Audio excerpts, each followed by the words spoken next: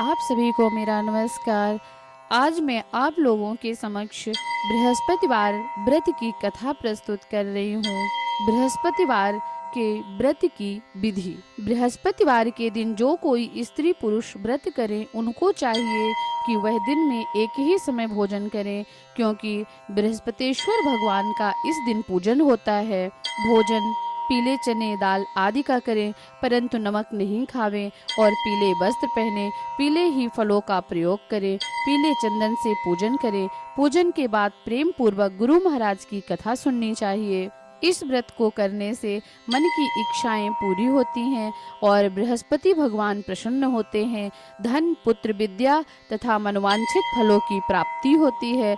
परिवार में सुख तथा शांति रहती है। इसीलिए यह व्रत सर्वश्रेष्ठ अति फलदायक सब स्त्री व पुरुषों के लिए है। इस व्रत में केले का पूजन करना चाहिए। कथा और पूजन के समय तन मन कर्म वचन से शुद्ध होकर जो इच्छा हो बृहस्पति देव भगवान से प्रार्थना करनी चाहिए। उनकी इच्छाओं को बृहस्पति देव भगवान अवश्य पूर्ण करते हैं, ऐसा मन में दृढ़ विश्वास होना चाहिए। तो बोलिए विष्णु भगवान की जय, बोलिए बृहस्पति देव भगवान की जय। अथ बृहस्पतिवार व्रत कथा। एक समय की बात है कि भारतवर्ष में एक राजा राज्य करता था। वह बड़ा ही प्रतापी और दानी था। वह नित्य मंदिर में दर्शन करने जाता था। वह ब्राह्मण और गुरु की सेवा किया करता था। उसके दरवाजे से कोई भी निराश होकर नहीं लौटता था तथा वह प्रत्येक गुरुवार को व्रत रखता एवं पूजन करता था। हर एक दिन गरीबों की सहायता करता था, परंतु यह सब बातें उसकी रानी को अच्छी नहीं लगती थी। वह ना व्रत करती और ना किसी को एक पैसा तक दान देती थी तथा राजा से भी ऐसा करने को मना किया करती थी। एक समय की बात है कि राजा शिकार खेलने वन को गए हुए थे। घर में रानी और दासी थी। उस समय गुरु बृहस्पति देव भगवान एक साधु का रूप धारण कर राजा के दरवाजे पर भिक्षा मांगने आए। रानी से भिक्षा मांगी तो वह कहने लगी, हे साधु महाराज, मैं इस दान पुण्य से तंग आ गई हूँ। मेरे से तो घर का कार्य समाप्त नहीं होता। इस कार्य के लिए तो मेरे पति देव ही बहुत हैं। अब आप इस प्रकार की कृपा करें कि सब धन नष्ट हो जावे तथा मैं आराम से रह सकूं। साधु बोले, हे देवी, तुम तो बड़ी विचित्र हो। संतान और धन से कोई दुखी नहीं होता, इसको सभी चाहते हैं। पापी भी पुत्र और धन की इच्छा करता है। अगर आपके पास अधिक धन है तो भूखे मनुष्यों को भोजन कराओ, प्याऊ बनवाओ, ब्राह्मणों को दान दो, धर्मशाला बनवाओ, कुआं तालाब बावड़ी बाग बगीचे आदि का निर्माण कराओ तथा निर्धन मनुष्यों की कुमारी कन्याओं का विवाह कराओ और अनेकों यज्ञादि कर्म करो। इस प्रकार के कर्म से आपके कुल का यश होगा और परलोक में सार्थक होगा एवं स्वर्ग की प्राप्ति होगी। मगर वह रानी इन बातों से खुश न हुई। वह बोली, हे साधु महाराज, मुझे ऐसे धन की आवश्यकता नहीं है जिसको और मनुष्यों को दान दूं तथा जिसको रखने उठाने में मेरा सारा समय बर्बाद हो जावे। साधु ने कहा, हे देवी, तुम्हारी ऐसी इच्छा है तो ऐसा ही होगा। मैं तुम्हें उपाय बताता हूँ, वैसा ही करना। बृहस्पतिवार के दिन घर को गोबर से लीपना, अपने केशों को धोना और केशों को धोते समय स्नान करना। राजा से कहना वह हजामत करावे। भोजन में मांस मंदिरा खाना, कपड़ा धोबी के यहाँ धुलने डालना। इस प्रकार 7 बृहस्पतिवार करने से तुम्हारा सब धन नष्ट हो जाएगा। यह कहकर वह साधु महाराज वहां से अंतर ध्यान हो गए। रानी ने साधु के कहने के अनुसार ही किया। 3 बृहस्पतिवार ही बीते थे कि उसका समस्त धन नष्ट हो गया और भोजन के लिए दोनों तरसने लगे तथा सांसारिक भोग्यों के अभाव से दुखी रहने लगे। तब वह राजा रानी से कहने लगा कि हे रानी, तुम यहाँ पर रहो, मैं दूसरे देश को जाऊं, क्योंकि यहाँ पर मुझे सभी मनुष्य जानते हैं, इसीलिए कोई कार्य भी नहीं कर सकता। देश की चोरी परदेश की भीख बराबर। ऐसा कहकर राजा परदेश को चला गया। वहाँ जंगल में जाता और लकड़ी काट कर लाता और शहर में बेचता। इस तरह जीवन व्यतीत करने लगा। इधर राजा के घर रानी और दासी दुखी रहने लगी। किसी दिन भोजन मिलता, किसी दिन जल पी कर रह जाती। एक समय रानी और दासी को 7 दिन बिना भोजन के व्यतीत हो गए। तो रानी ने अपनी दासी से कहा, हे दासी, यहाँ पास के ही नगर में मेरी बहन रहती है, वह बड़ी धनवान है। तू उसके पास जा और 5 सेर बेझर मांग ला, जिससे कुछ समय के लिए गुजर हो जाएगी। इस प्रकार रानी की आज्ञा मानकर दासी रानी की बहन के घर गई और रानी की बहन उस समय पूजन कर रही थी, क्योंकि उस रोज बृहस्पतिवार था। जब दासी ने रानी की बहन को देखा और उससे बोली, हे रानी, मुझे तुम्हारी बहन ने भेजा है, मेरे लिए 5 सेर बेझर दे दो। इस प्रकार दासी ने अनेक बार कहा, परंतु रानी ने कोई उत्तर नहीं दिया, क्योंकि वह उस समय बृहस्पतिवार की व्रत की कथा सुन रही थी। इस प्रकार जब दासी को किसी प्रकार का उत्तर नहीं मिला तो वह बहुत दुखी हुई और क्रोध भी आया और लौटकर अपने रानी से आकर बोली, हे रानी, आपकी बहन तो बहुत ही धनी स्त्री है, वह छोटे लोगों से बात भी नहीं करती, क्योंकि मैंने उनसे कहा तो उन्होंने कोई उत्तर नहीं दिया। मैं वापस चली आई। रानी बोली, हे दासी, इनमें उनका कोई दोष नहीं है। जब बुरे दिन आते हैं तो कोई सहारा नहीं देता, अच्छे बुरे का पता तो विपत्ति में ही लगता है।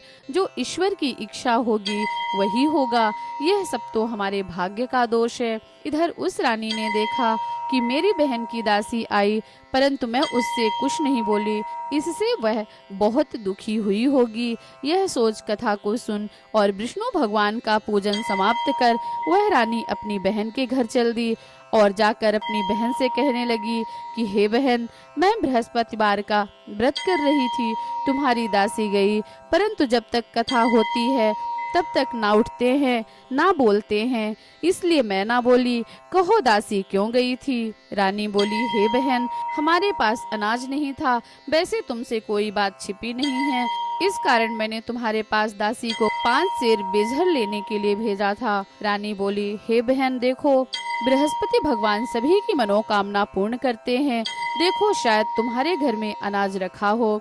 इस प्रकार का वचन जब रानी ने सुना तो वह घर के अंदर गई और वहां उसे एक घड़ा बेझर का भरा मिल गया। तब तो वह रानी और बांदी को बहुत ही खुशी हुई और दासी कहने लगी, हे रानी, देखो, वैसे हमको जब अन्न नहीं मिलता तो हम रोज व्रत करते हैं, अगर इनसे व्रत की विधि और कथा पूछ ली जावे तो उसे हम ही किया करेंगे। तब उस रानी ने अपनी बहन से पूछा कि हे बहन, बृहस्पतिवार के व्रत में चने की दाल मुनक्का से विष्णु भगवान का केले की जड़ में पूजन करो, दीपक जलावें, पीला भोजन करें तथा कहानी सुने।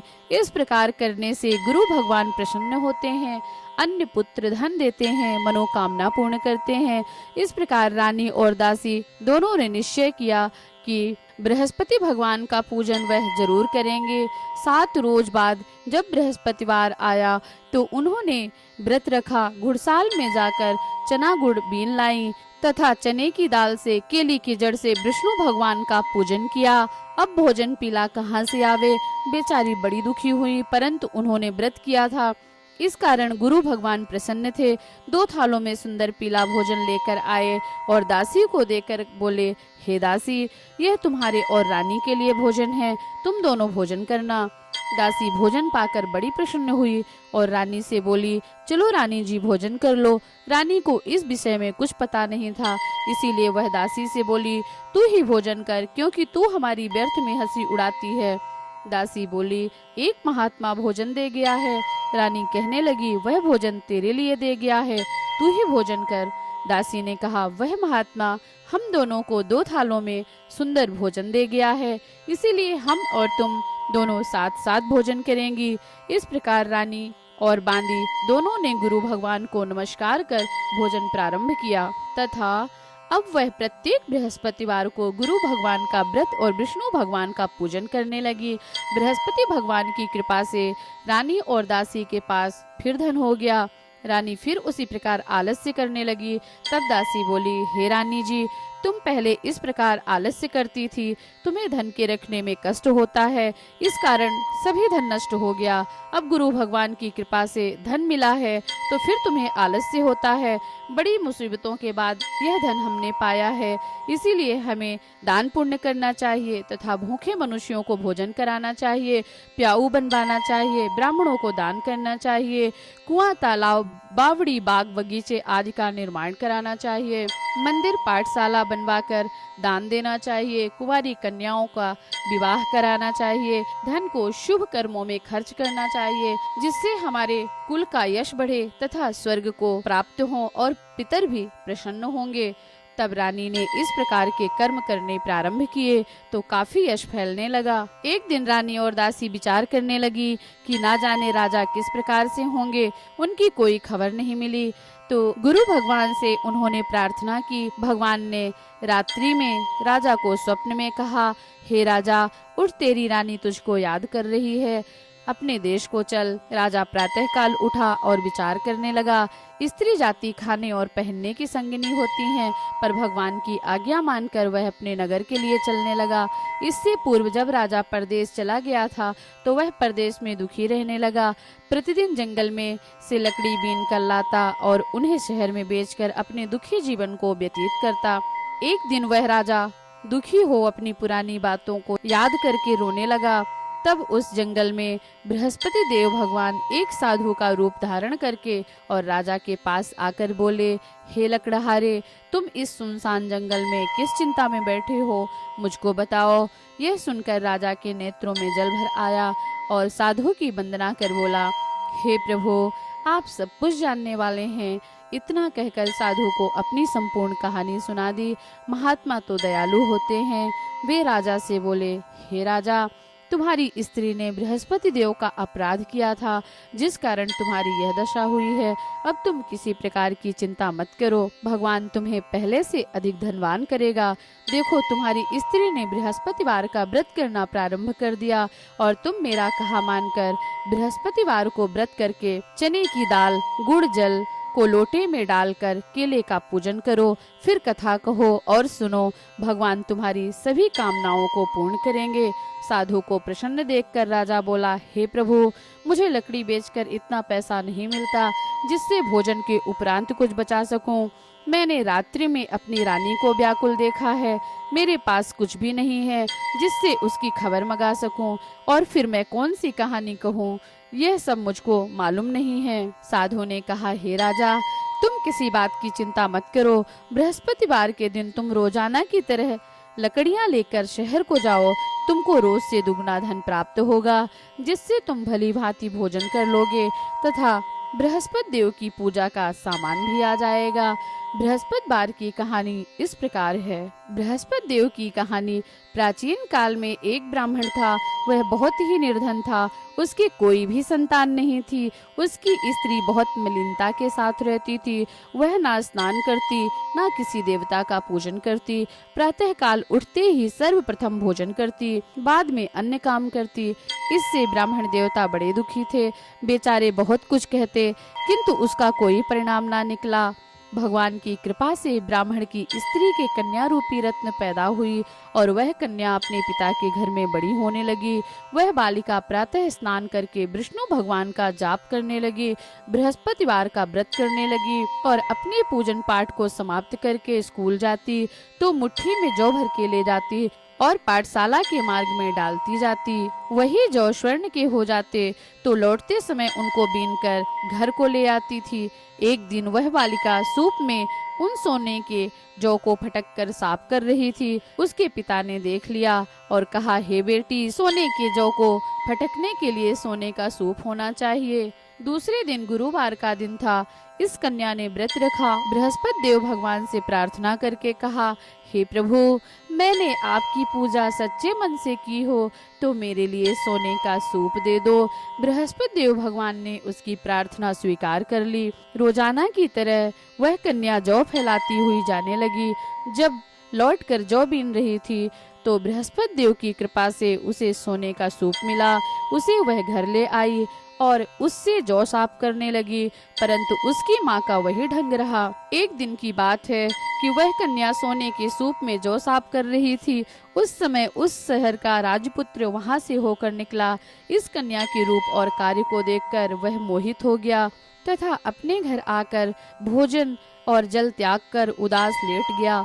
राजा को जब इस बात का पता लगा तो वह अपने प्रधानमंत्रियों के साथ उसके पास गए और बोले, हे बेटा, तुम्हें किस बात का कष्ट है? किसी ने अपमान किया है अथवा कोई और कारण है? सो कहो, मैं वही कार्य करूंगा जिससे तुम्हें प्रसन्नता हो।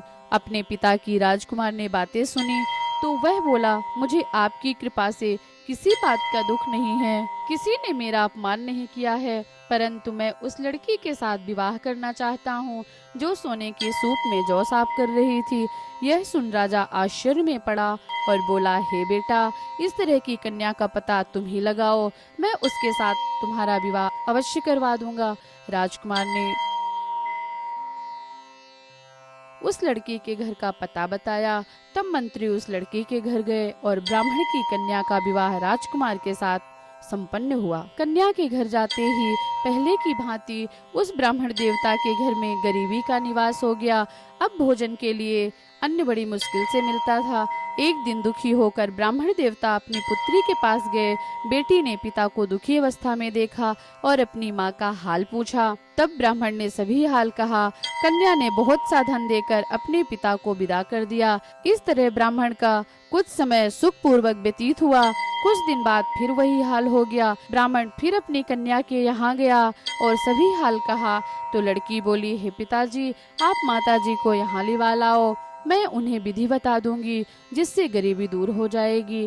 तब ब्राह्मण देवता अपनी स्त्री को साथ लेकर पहुँचे तो पुत्री माँ को समझाने लगी, हे माता, तुम प्रातःकाल उठकर प्रथम स्नान आदि करके विष्णु भगवान का पूजन करो तो सब दरिद्रता दूर हो जाएगी।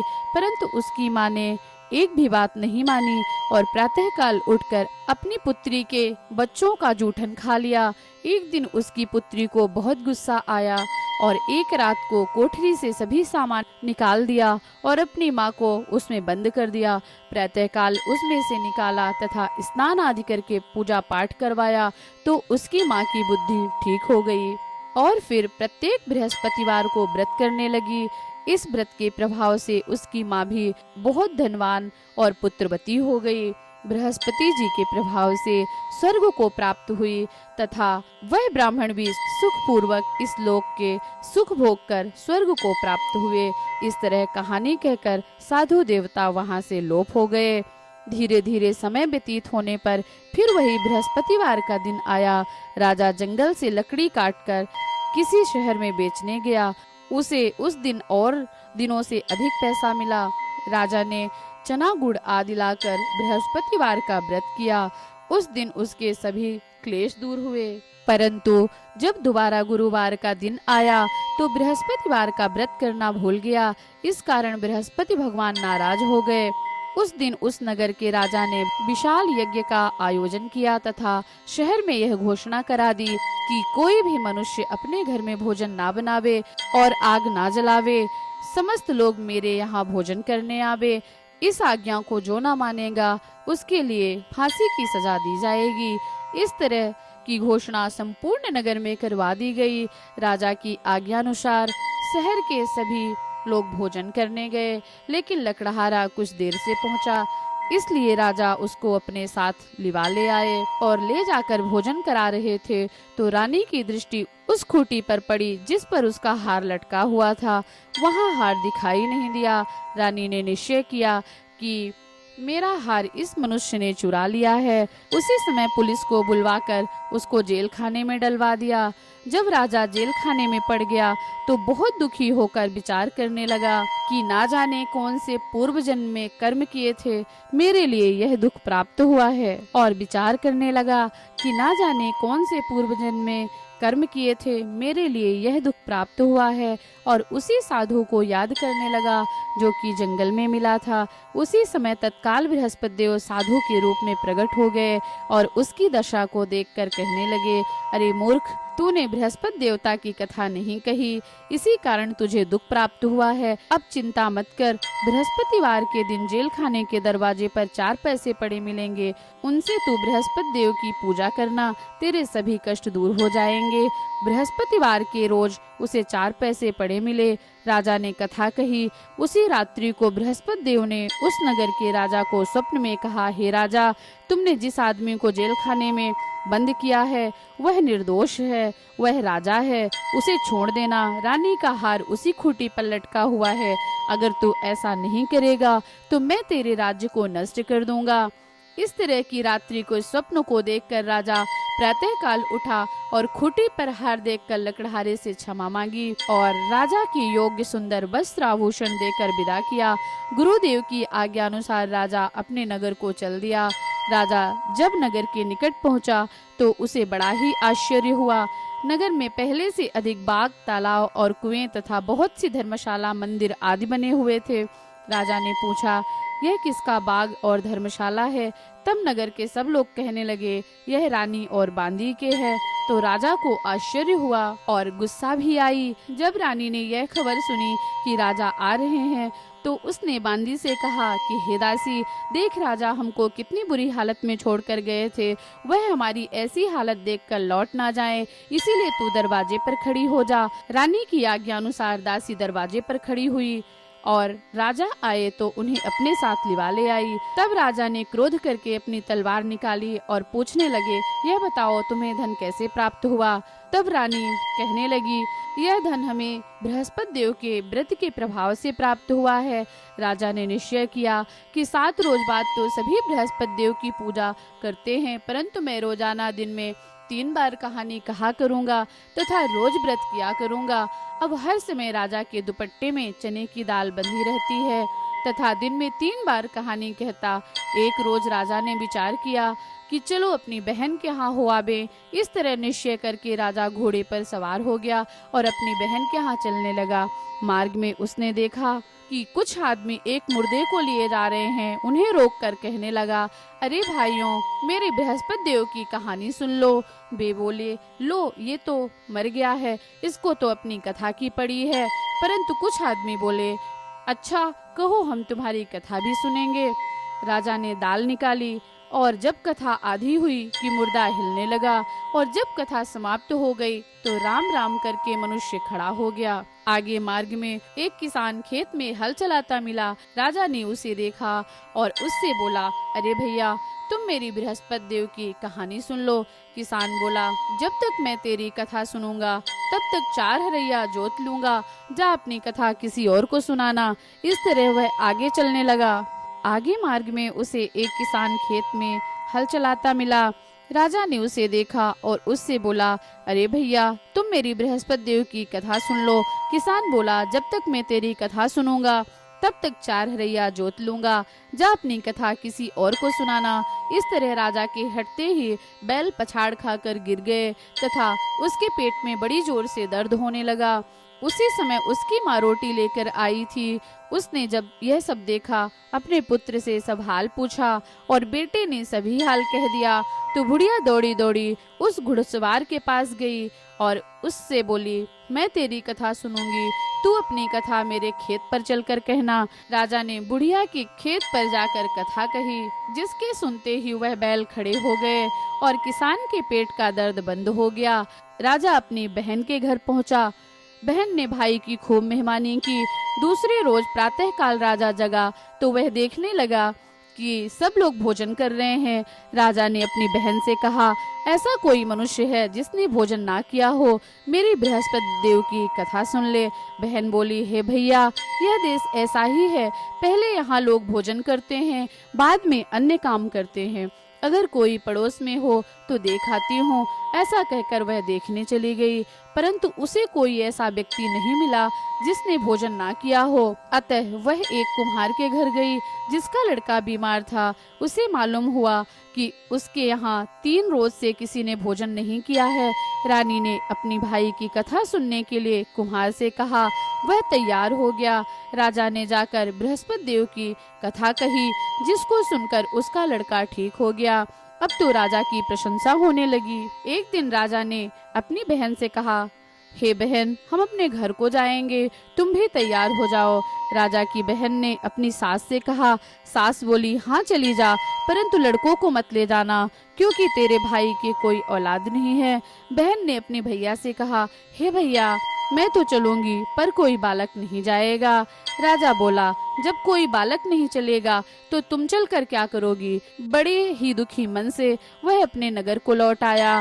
राजा ने अपनी रानी से कहा, हम निर्वंशी राजा हैं, हमारा मुंह देखने का किसी को धर्म नहीं है और कुछ भोजन आदि नहीं किया। रानी बोली, हे प्रभु, बृहस्पति देव ने हमें सब कुछ दिया है, हमें औलाद अवश्य देंगे। उसी रात्रि को बृहस्पति देव जी ने राजा को स्वप्न में कहा, हे राजा, उठ, सभी सोच त्याग दे, तेरी रानी गर्भ से है। राजा को यह बात सुनकर बड़ी खुशी हुई और 9वें महीने से उसके गर्भ से एक सुंदर पुत्र पैदा हुआ। तब राजा बोला, हे रानी, स्त्री बिना भोजन के रह सकती है, किंतु बिना बात कहे नहीं रह सकती।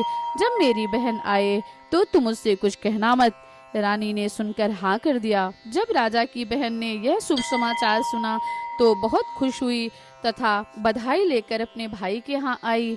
तब रानी ने कहा, घोड़ा चढ़कर तो नहीं आई, गधा चढ़ी आई। राजा की बहन बोली, भाभी, मैं इस प्रकार ना कहती तो तुम्हें औलाद कैसे मिलती? बृहस्पति देव ऐसे ही हैं, जैसी जिनके मन में कामनाएं हैं सभी को पूर्ण करते हैं। जो सद्भावना पूर्वक